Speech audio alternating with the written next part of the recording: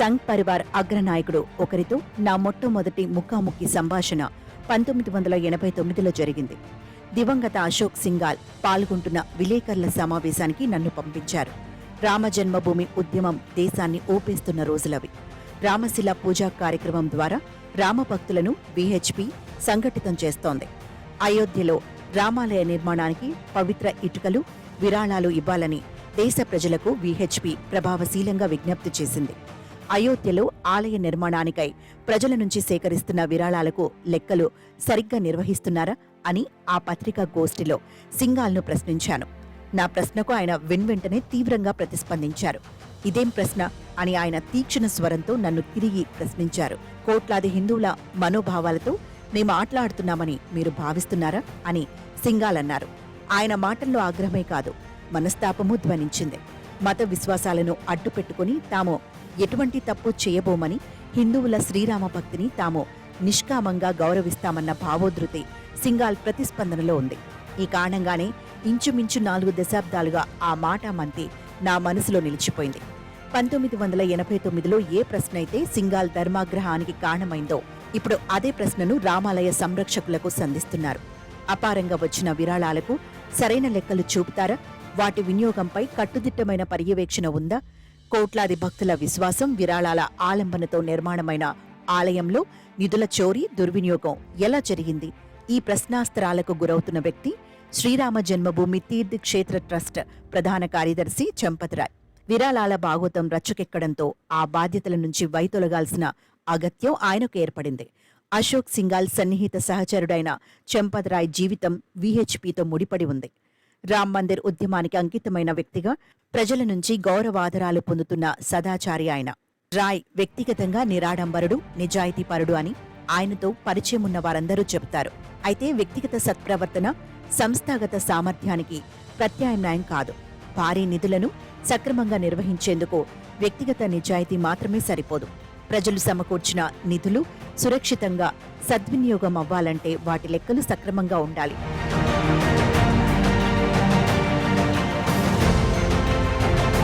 వాటి నిర్వహణ వృత్తి నైపుణ్యాలతో జరగాలి. మరి ముఖ్యంగా ఆ నిధులపై కఠినమైన పర్యవేక్షణ ఉండి తీరాలి. వీటిలో ఏమాత్రం లోటుపాట్లు ఉన్నా పర్యవసానాలు కేవలం పాలనాపరమైన పొరపాట్లకే పరిమితం కాకుండా నేరపూరిత నిర్లక్ష్యంగా పరిణమిస్తాయి. కోట్లాది భక్తుల నమ్మకాలకు ద్రోహం చేయటం కిందకు వస్తాయి. అయోధ్యలో రామాలయ నిర్మాణానికి ప్రజలు ఇచ్చిన 100 కోట్ల రూపాయల నిధులు ఆలయ ప్రాంగణంలోనే తస్కరణకు గురికావడం భక్తులకు నమ్మక ద్రోహం చేయటమే కాదు, ఇదిగో ఈ కారణంగానే అయోధ్య అవినీతి సంఘ్ పరివార్కు ఒక కళంకమైంది. భారతదేశ ప్రజా జీవితంలో ఒక గొప్ప ప్రభావశక్తిగా ఎదిగిన అనంతరం సంఘ్ పరివార్ బహుశా ప్రప్రథమంగా ఎదుర్కొంటున్న కీర్తి ప్రతిష్టల సంక్షోభం ఇది. దశాబ్దాలుగా రాష్ట్రీయ స్వయం సేవక్ సంఘ్ తనకొక విలక్షణ కీర్తిని పెంపొందించుకుంటూ వస్తోంది. సంప్రదాయ రాజకీయాలకు భిన్నమైన కార్యాచరణ ఉన్న సంస్థ తమది అని సంఘీయులు సగర్వంగా చెప్పుకోవడం కద్దు. క్రమశిక్షణ, సేవ, జాతి నిర్మాణానికి అంకితమైన సాంస్కృతిక ఉద్యమం తమది అని వారు చెప్పుకుంటారు. ధర్మరక్షణకు అంకితమైన సంస్థ తమది అని, జాతి విశాల ప్రయోజనాలకు నిస్వార్థంగా పనిచేసేందుకు సుశిక్షితులైన వారే తమ కార్యకర్తలు అని సంఘ్ చెబుతుంది. సంఘ్ చెప్పుకుంటున్న ఈ నైతిక ఆధిక్యత ఇప్పుడు క్లిష్ట పరీక్షనెదుర్కొంటోంది. అయోధ్య ఆలయంలో నిధుల చోరీని ఆర్ఎస్ఎస్ ప్రధాన కార్యదర్శి దత్తాత్రేయ హోసబలే సరిగానే ఖండించారు. ఆ అక్రమానికి బాధ్యులైన వారిని కఠినంగా శిక్షించాలని కూడా ఆయన డిమాండ్ చేశారు. హిందూ సమాజాన్ని అపఖ్యాతి పాలు చేసేందుకై అయోధ్య ఉదంతాన్ని ఉపయోగించుకోవడానికి హిందూ వ్యతిరేక, జాతి వ్యతిరేక శక్తులు కుట్రలు పన్నుతున్నాయని కూడా ఆయన అదే సమయంలో హెచ్చరించారు. ఇది విన్న వెంటనే ఒక ప్రశ్న అడగడం తప్పనిసరి. కుట్రలా?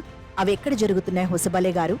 అశేష భక్తులు అపారంగా ఇచ్చిన నిధుల అపహరణ, దుర్వినియోగాన్ని బహిర్గతం చేయడం హిందూ ధర్మంపై దాడి ఎలా అవుతుంది?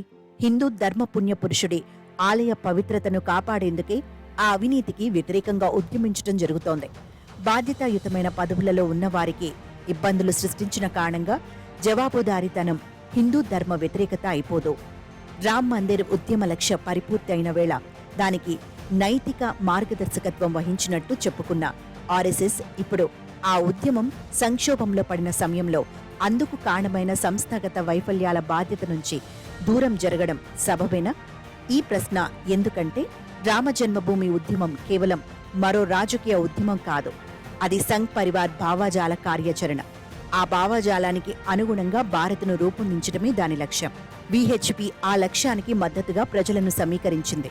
భారతీయ జనతా పార్టీ మున్నెన్నడూ లేని రీతిలో ఆ ఉద్యమ ఆలంబనతో ఎన్నికలలో విజయాలను సాధించింది. పరాకాష్ఠగా దేశ పాలనాధికారాన్ని స్వాయత్తం చేసుకుంది.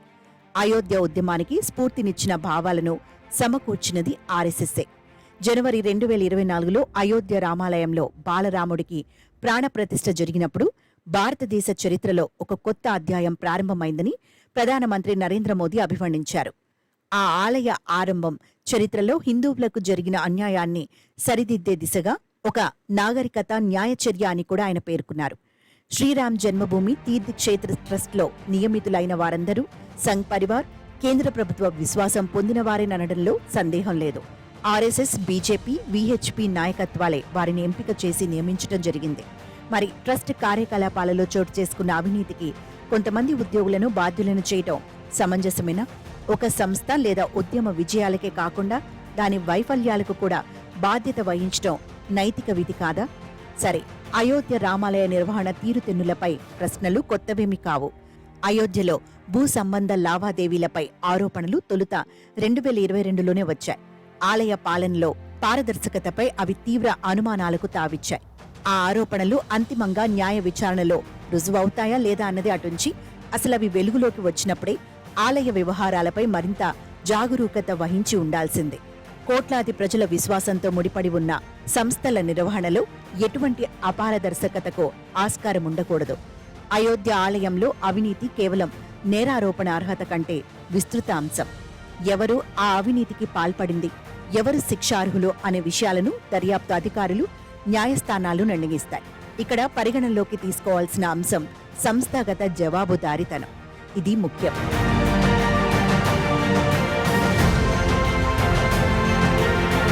సంఘ్ పరివార్ భావజాల సాఫల్యానికి ప్రతీక అయోధ్య. రామాలయంలో నిధుల చోరీ జరిగిందన్న ఆరోపణ రుజువైతే మత విశ్వాసాలతో ముడిపడి ఉన్న సంస్థలు సైతం అధికార ప్రాపకంతో అవినీతిమయమవుతాయనే సత్యం నిర్ధారితమవుతుంది. ఈ కారణంగానే రామ మందిర్ ఉద్యమంతో రాజకీయంగా, నైతికంగా లబ్ధి పొందినవారు ఆలయంలో జరిగిన అవినీతికి ఉద్యోగులే బాధ్యులని అనడం న్యాయ విరుద్ధమే కాదు, అనైతికం కూడా. అయోధ్య రామాలయానికి కొత్త పరిపాలనా వ్యవస్థ ఏర్పాటవుతుంది. దాని ఆర్థిక వ్యవస్థలను చక్కదిద్ది పటిష్టం చేస్తారు. నిధుల తస్కరణకు పాల్పడినట్టు రుజువైన వారికి తప్పక శిక్షలు పడతాయి. అయితే దెబ్బతిన్న పేరు ప్రతిష్టల పునరుద్ధరణ సంస్థలు, వ్యవస్థలను చక్కదిద్దినంత తేలిక కాదు. శతాబ్ది ఉత్సవాలు జరుపుకున్న రాష్ట్రీయ స్వయం సేవక్ సంఘ్ నేడు భారతదేశ ప్రజా జీవనంలో మున్నెన్నడూ లేని రీతిలో ఒక ప్రభావ శక్తిగా వెలుగొందుతోంది. ఆ ప్రభావ ప్రాబల్యాలతో పాటు దాని బాధ్యతలు కూడా అంతే స్థాయిలో పెరిగాయి. రాజకీయ పార్టీలు, ఇతర సంస్థల నుంచి తాను ఒకప్పుడు ఎటువంటి నైతిక ప్రమాణాలను డిమాండ్ చేసిందో సంఘ్ ఇప్పుడు అవే నైతిక ప్రమాణాలను తనకు వర్తింపచేసుకోవాలి. ఆలోచనలలోనూ ఆచరణలలోనూ అత్యున్నత నైతిక ప్రమాణాలను పాటించవలసిన బాధ్యత ఇప్పుడు సంఘ్పై ఉంది. దాదాపు 40 ఏళ్ల క్రితం అయోధ్య ఉద్యమార్థిక వ్యవహారాలలో జవాబుదారీతనం గురించి నేను అడిగిన ప్రశ్నను అశోక్ సింఘాల్ ఆగ్రహంతో కొట్టివేశారు.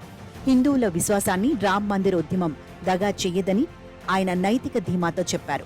మరి ఈ రోజు అయోధ్య విరాళాల విషయంలో జవాబుదారీతనంపై ప్రశ్నకు సంఘ్ పరివార్ నాయకుడెవరైనా అటువంటి నైతిక అధికారంతో సమాధానమివ్వగలరా? రాజకీయ అధికారం తాత్కాలికమైనది. దాన్ని నేడు గెలవచ్చు, రేపు కోల్పోవచ్చు, పిదప మళ్లీ సాధించుకోవచ్చు. నైతిక పలుకుబడి భిన్నమైనది. అరుదైన ఈ గుణశీలత ఒకసారి క్షీణిస్తే దానిని మళ్లీ పొందటం చాలా చాలా కష్టం, అనంతంగా అసాధ్యం.